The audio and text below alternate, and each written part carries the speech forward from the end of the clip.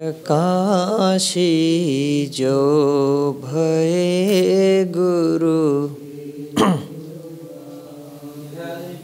वीर हैं बंदों चरण तिनके भले जेहि प्रेम सद्गुण तीर हैं प्रेमी।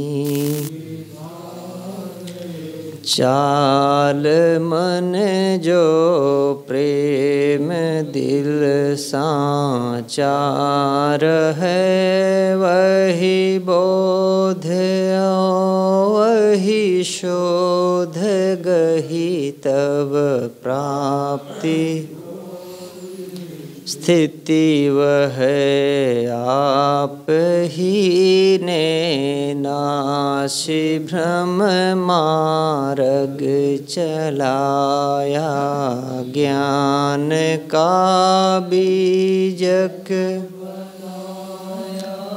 ग्रंथ जो सोई भया परमान का कबीर ऐसा नाम जेहि सोई जनाया। अज्ञान को जो हान करी वही बंदी मम मन मान का। अज्ञान को जो हान करी वही बंदी मम मन मान का। रमैनी 40। आदम आदि सुधि नहीं पाई,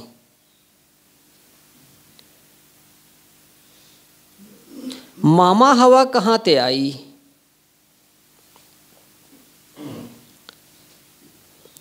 तब नहीं होते तुर्क और हिंदू माय के रुधिर पिता के बिंदु। तब नहीं होते गाय कसाई तब बिस्मिल्लाह किन फुरमाई।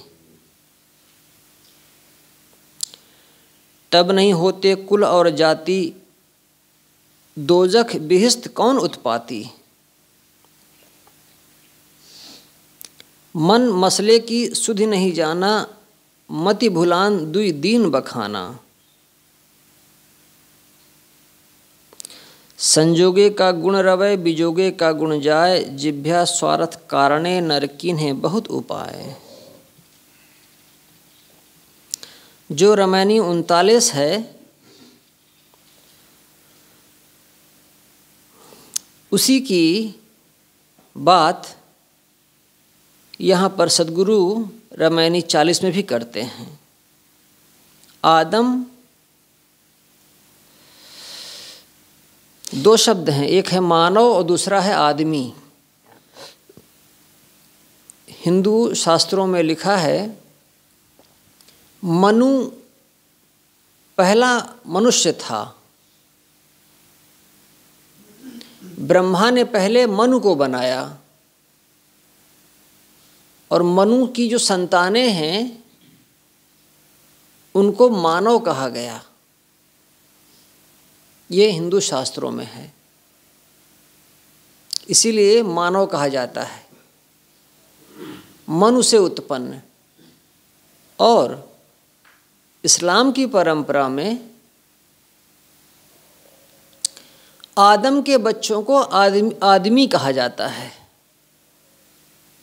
तो आदम कौन है? आदम वो पहला मनुष्य है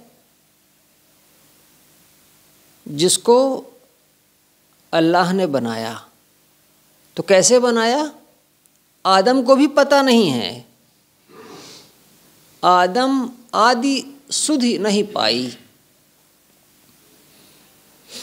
अल्लाह ने 6 दिनों में इस दुनिया को बनाया और 7वें दिन उन्होंने विश्राम किया। अल्लाह ने नहीं, यहोवा। थोड़ा सा शब्दों को जरा ध्यान दीजिए। गॉड जो शब्द है ये बहुत पुराना शब्द नहीं है। पहले गॉड शब्द का प्रचलन नहीं था। अल्लाह शब्द हजरत के पहले नहीं था, यहोवा चलता था, यहोवा।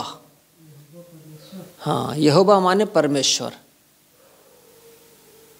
तो यहोवा ने पहल दुनिया बनाई। ये ना पूछो कि किससे बनाया, कैसे बनाया, बस बनाया और 6 दिन तक बनाया।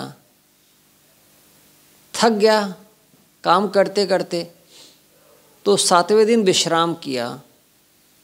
जिस दिन विश्राम किया उसको संडे कहते हैं, रविवार। तो चूंकि परमात्मा ने स्वयं 7वें दिन विश्राम किया, इसलिए आदमी के लिए भी ये लाजमी है कि वो 7वें दिन विश्राम करे, इसलिए संडे को छुट्टी पड़ती है। मंडे को उठा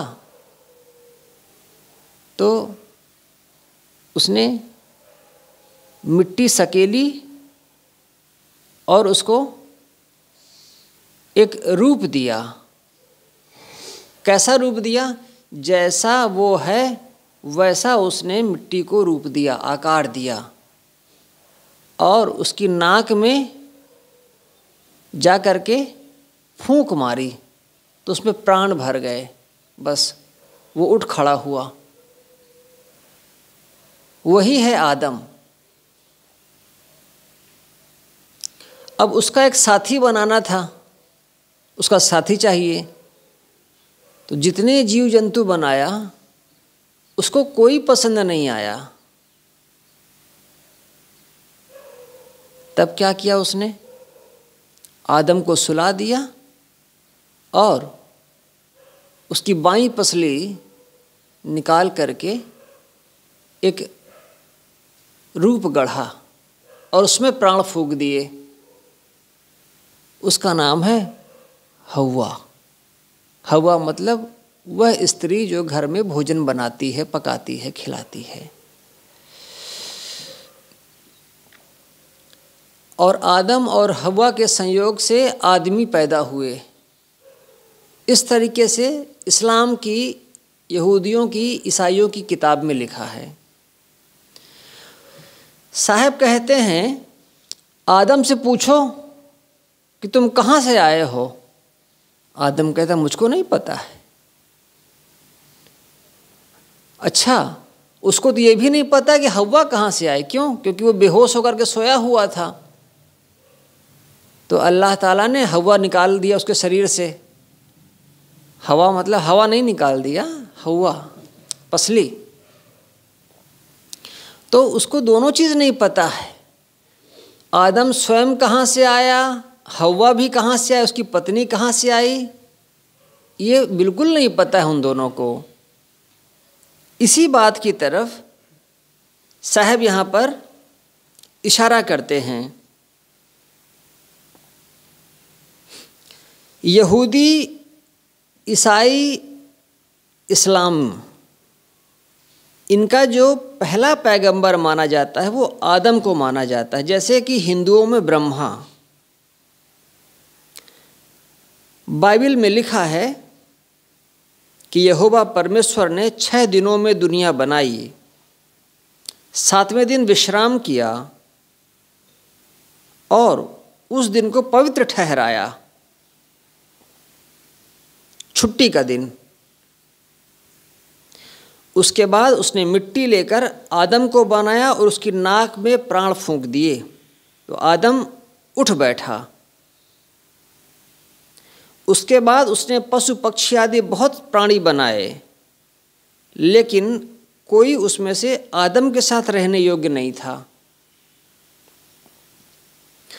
तब यहोवा ने आदम को गहरी नींद में डाल दिया और उसकी बाईं पसली से एक आकार बनाया,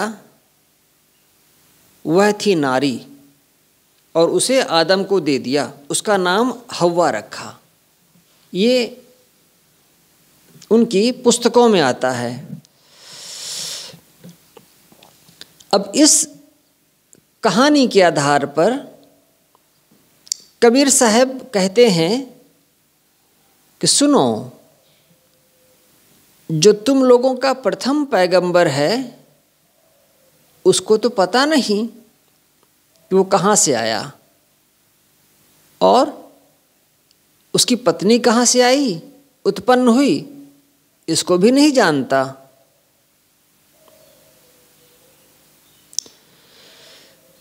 संसार का कोई भी महापुरुष हो, ब्रह्मा, विष्णु, महेश या श्री राम, श्री कृष्ण, ईसा, मूसा, मुहम्मद, ये सब के सब मानव के बच्चे हैं। सब अबोधी होकर ही पैदा होते हैं। इस संसार में आकर वे सीखते समझते हैं और अपनी अपनी बुद्धि के अनुसार अपने विचार रखते हैं। उनमें से कोई भी आकाश से आया हुआ पुरुष नहीं है और कोई भी अतिमानवीय नहीं है। यह जो कल्पना है अतिमानवीय होने की, अवतार लेने की, यह है मानवता के साथ छल करना।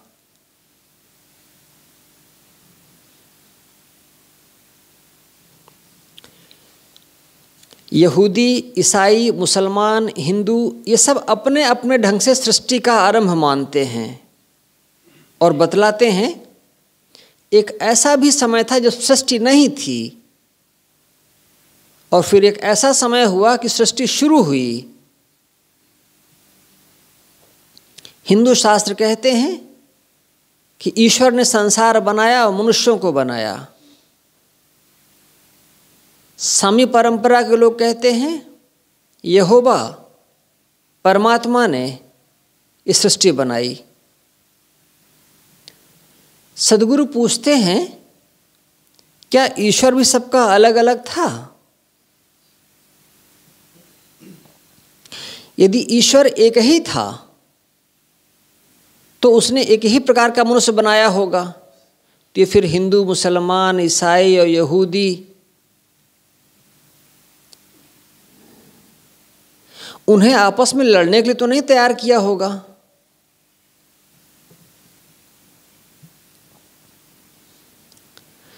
फिर वह ईश्वर जो सर्वज्ञ है, जो सर्वशक्तिमान है, जो सब जगह व्याप्त है, वो कब ऐसा चाहा होगा कि मानव समाज में नाना संप्रदाय बन जाएं, हर संप्रदाय को अलग अलग किताबें मिल जाएं, उनके अलग अलग पैगंबर और अवतार भेजे जाएं और वे एक दूसरे का विरोध करें, एक दूसरे के साथ लड़ें, एक दूसरे को नास्तिक, काफिर और नापाक कहें और एक दूसरे का गला भी काटें।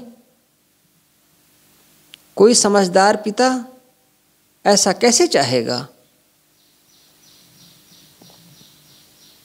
ये जो साहब की पंक्ति है, आदम आदि सुधि नहीं पाई, सुधि माने खबर, पता। आदम आदि, आदम को आदि, आदि मतलब प्रारंभ, आदि मतलब शुरू। आदम जो कि मुसलमानों का पहला पैगंबर है, उसको आदि की, अपने होने की और सृष्टि के होने की सुधि नहीं पाई, सुधि नहीं है, होश नहीं है, याद नहीं है कि मैं कैसे बना, इसकी भी उसको याद नहीं, इस सृष्टि कैसे बनी, इसका भी उसको याद नहीं। और मामा, मामा मतलब माँ, माता। हव्वा, हवा मतलब हव्वा, जो आदम की स्त्री है उसका नाम है हव्वा। हव्वा को साहब ने यहाँ हवा कहा। जगत जननी, यह जो हव्वा है ये कहाँ से आई, ये कहाँ से आ गई? आदम को इसकी जानकारी नहीं है। मैं कहाँ से आया उसको पता नहीं, और ये पत्नी हव्वा ये कहाँ से आई इसका भी उसको पता नहीं।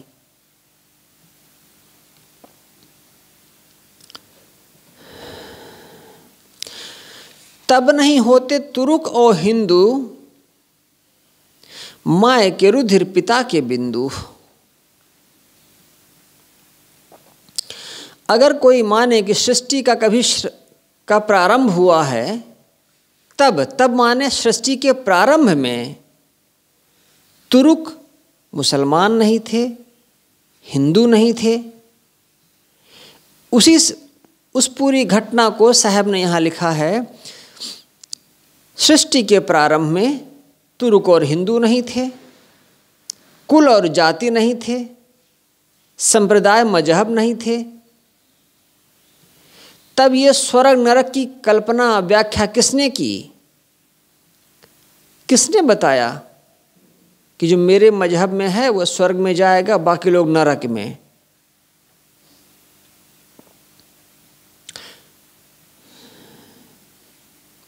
माँ के रुधिर पिता के बिंदु, माता और पिता की जो उपादान सामग्री है जिससे शरीर रचित होता है, ये भी नहीं था। इसीलिए तो परमात्मा ने आदम और हव्वा को अपने शरीर से पैदा किया। गाय कसाई तब नहीं होते गाय कसाई। ये जो कर्मकांड की शुरुआत है, गाय का वध करना बिस्मिल्लाह पढ़ करके, बिस्मिल्लाहिर्रहमानिर्रहीम। बिस्मिल्लाह माने मंत्र पढ़ना कोई काम शुरू करने के पहले।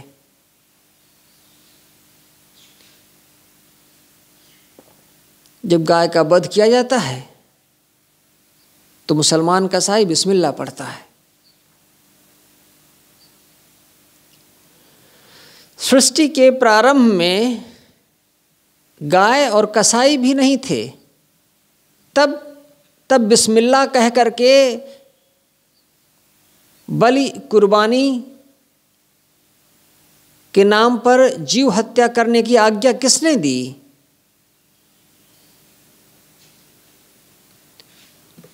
अगर परमात्मा ने ही कहा कि तुम हत्या करो, तब तो कोई सुधार नहीं है। और अगर आदमी ने ही परंपरा चलाई तो उसको सुधारा जा सकता है। हिंदुओं के यहाँ इसलिए इसको सुधार दिया गया। क्यों? क्योंकि उनके यज्ञों में कर्मकांड होता था, हिंसा होती थी, तो उन्होंने बंद कर दिया। मुसलमानों के यहाँ वो कहते हैं तो अल्लाह ने शुरू की। तो जब अल्लाह ने कोई चीज़ शुरू की तो कैसे ख़त्म हो सकती है?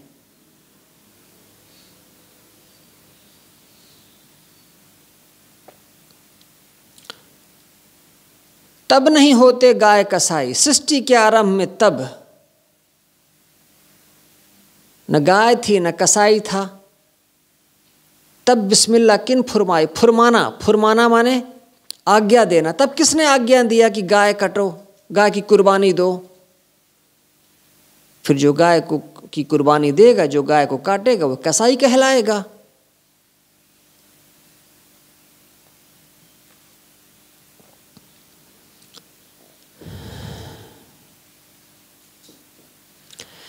तब नहीं होते कुल और जाति, भिन्न भिन्न कुल और भिन्न भिन्न जातियां सृष्टि के प्रारंभ में नहीं थीं। अगर कोई ऐसा मानता है कि सृष्टि का प्रारंभ हुआ, सृष्टि अल्लाह या ईश्वर ने किसी एक समय पर शुरुआत की, जब अल्लाह ने ये सब शुरुआत किया तब इतना इसमें अंतर कैसे आ गया? प्रश्न है यहाँ पर साहब का। इतने कुल और इतनी जातियाँ कैसे हो गए? अगर ये सब अल्लाह का शुरू किया हुआ है, ईश्वर का शुरू किया हुआ है, तो इतनी भिन्नता कैसे? भिन्नता तो इसका मतलब है बीच में शुरुआत, बीच में आई।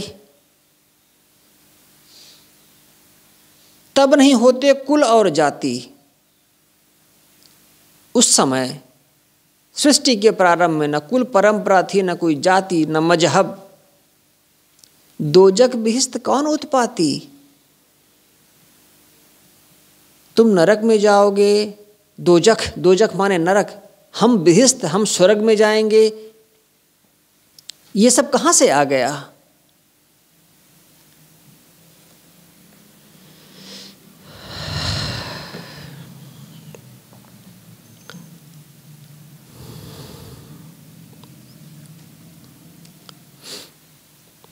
मन मसले की सुधि नहीं जाना। मसला, मसला जानते हैं क्या है? मसला माने मुद्दा, मसला माने कहावत, मसला माने कहानी, मसला माने समस्या। मुसलमानों के यहाँ ये शब्द का बहुत प्रयोग होता है। वो कहेंगे अब मसला ये है, मसला ये है माने समस्या ये है, बात ये है। जैसे हिंदुओं के यहाँ शब्द प्रयोग होता है ना, ऐसी बात नहीं है बात, वैसे ही इस्लाम में प्रयोग होता है मसला। मन मसले की सुधि नहीं जाना। जो मन की समस्या है, जो मन की कहानी है, जो मन की दिक्कत है, इसको नहीं जान रहे हैं बस।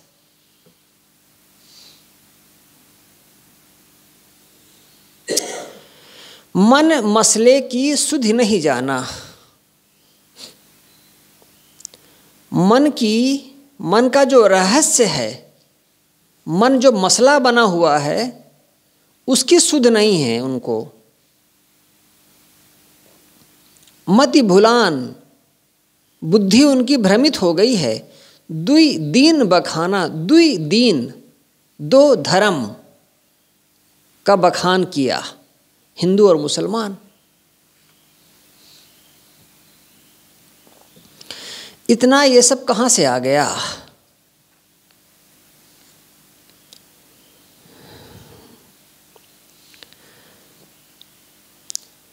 मन मसले की सुधि नहीं जाना, मति भुलान दुई दीन बखाना।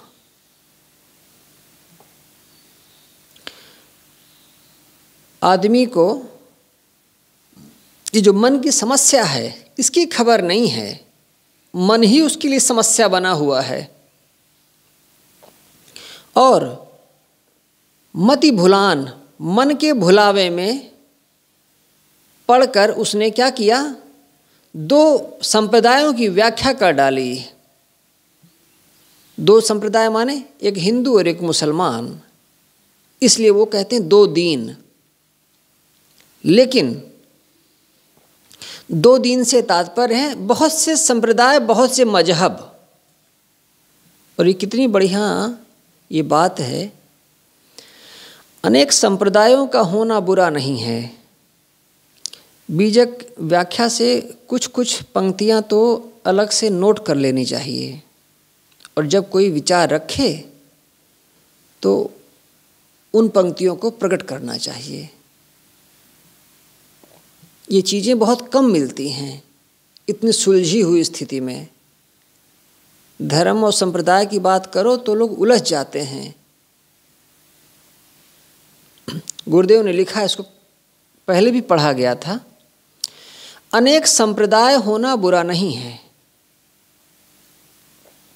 लेकिन वो समझ लें कि संप्रदाय की उपयोगिता तो इतनी ही है कि एक संप्रदाय में बहुत से लोग एक साथ मिलकर सत्य की खोज करें और साधना करें, बस। ऐसा नहीं कि वे अपने आप को सत्य का ठेकेदार मान लें और दूसरों को नरकगामी कहने लगें।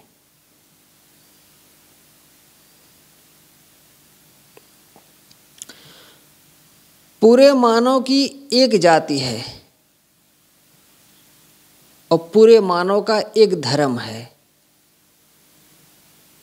और सभी मानव में एक प्रकार की आत्मा है।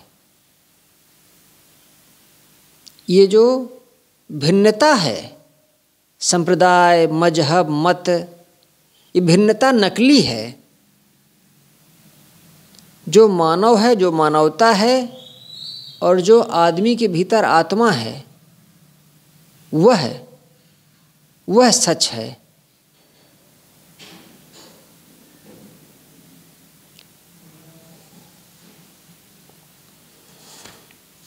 ये जो रामायणी 40 है, इसमें साहब ने उन लोगों की जो कहते हैं सृष्टि कभी थी नहीं और फिर कभी अल्लाह ने, यहोवा ने इसकी शुरुआत की, उन लोगों पर साहब यहाँ पर प्रश्न चिन्ह लगाते हैं कि जब एक दिन आदम नहीं था, एक दिन हव्वा नहीं थी, तो ये कहाँ से आ गए? आदम से पूछो और हव्वा से पूछो कि तुम कहाँ से आए, तो उनको ही नहीं पता है कि हम कहाँ से आए हैं। जिनको अपने होने की खबर नहीं है वो फिर क्या बताएंगे? तो साहब ने टीका में लिखा है कि जब बच्चा पैदा होता है तब वो अबोधी होता है, उसे कुछ नहीं पता। उसको जैसा बता दिया जाता है आगे चल करके। छोटे बच्चे से पूछो कि तुम कहाँ से आए हो, तो मेरी मम्मी मुझको अस्पताल से लाई है। उसको ऐसा बता दिया गया कि मेरी मम्मी मुझे अस्पताल से लेकर के आई है। किसने कहा? तो भैया ने बताया, बस हो गया। छोटे बच्चे को जब जैसा बता दोगे वैसा वो बताएगा। तो आदम और हव्वा को किसी ने बताया कि तुमको तो अल्लाह ने बनाया, बस वो वही बता रहे हैं कि हमें अल्लाह ने बनाया है। उनको बेचारों को क्या पता।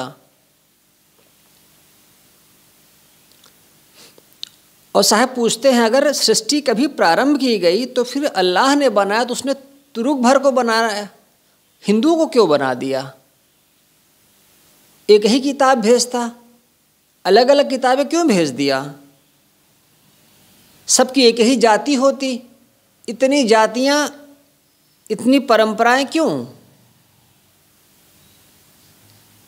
किसने कहा है कि गाय का वध करो? जब वो इतना रहीमाने रहीम है तब क्यों कहा कि गाय की हत्या करो?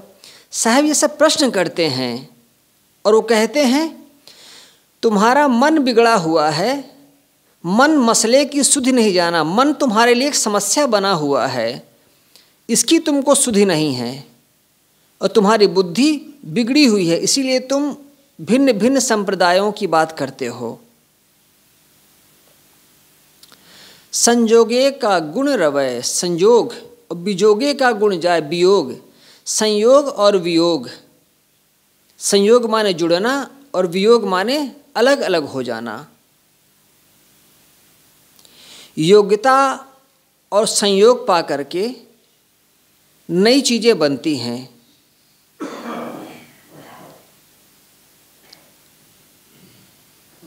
परिस्थितियां योग्य ना हों और वो संयोग ना हो तब नई चीज़ उत्पन्न नहीं हो पाती। संजोगे का गुण रवै, गुण रवै, रवै माने प्रकट होना, विकसित होना। अगर संयोग है और योग्यताएं हैं तो गुण रवै, गुण प्रकट हो जाएगा। और बीजोगे, बीजोगे माने वियोग, और यदि योग्यताओं का वियोग हो गया, बिखराव हो गया, तो गुण अपने कारण अपने गुण में विलीन हो जाएगा। परिस्थितियां ठीक ठाक हैं, अनुकूल हैं, तो बीज को जमीन में डाल दोगे तो वह धीरे से अंकुरित हो जाएगा, प्रकट हो जाएगा। और यदि अनुकूलता नहीं मिली, परिस्थितियां नहीं उत्पन्न हुई ठीक ठाक, तो बीज जो है वैसे ही भूमि में पड़ा रह जाएगा। तो संयोग होने से गुण प्रकट होते हैं और परिस्थितियों का वियोग होने से क्या होता है? कार्य अपने कारण में, गुणों में ही लीन रह जाता है।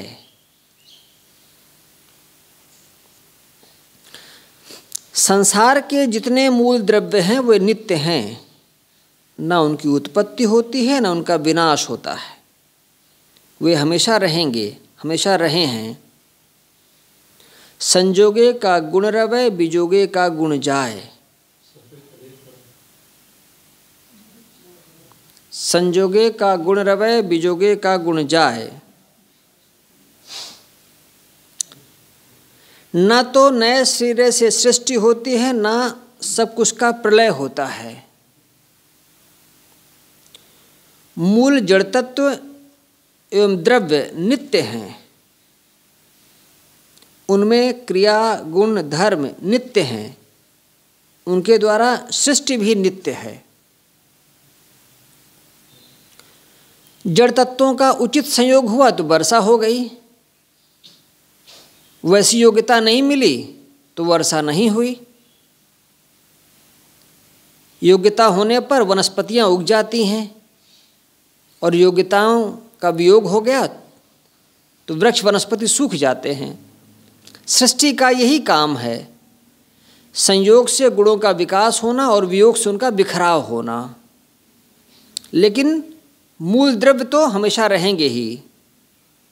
जैसे समुद्र है तो उसमें ज्वार भाटे आते हैं, अब समुद्र ही ना हो तो ज्वार भाटे कहाँ आएंगे। संजोगे का गुण रवै, संयोग पा करके गुण प्रकट हो जाते हैं। वियोगे का गुण जाए और अनुकूल परिस्थितियां का संयोग नहीं बना तो कार्य फिर से अपने गुणों में लीन हो जाता है। जिभ्या स्वार्थ कारणे नरकीन्हे बहुत उपाय। अपने एक जीभ के स्वाद के लिए, जीभ पूर्ति के लिए आदमी ने ये कसाईपना, ये गाय काटने का, जीव मारने का उपाय किया है। बस ये एक छोटी सी बात है। अपने जीभ स्वाद के लिए लोगों ने बलि, कुर्बानी आदि के उपाय बना रखे हैं। इस प्रकार ये रामायणी 40 यहाँ से पढ़ी गई। कल इस रामायणी को 39, 40 और हज़रत मोहम्मद का जीवन परिचय संसार के महापुरुष से देख कर आएंगे। साहिब बंदगी। वंदन है गुरुदेव तुमको, वंदन है गुरुदेव, वंदन है गुरुदेव।